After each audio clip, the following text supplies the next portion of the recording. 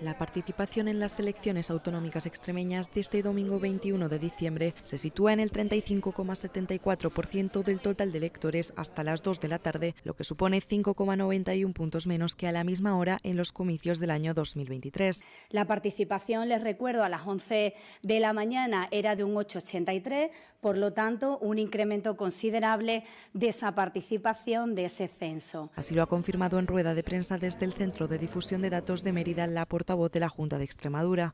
En Badajoz esa participación es de un 35,52% y pasamos ya a la de Cáceres con una participación de un 36,16%. Además, ha recordado que los extremeños podrán ejercer su derecho al voto en los colegios electorales habilitados hasta las 8 de la tarde y ha destacado que la jornada electoral transcurre hasta el momento con absoluta normalidad.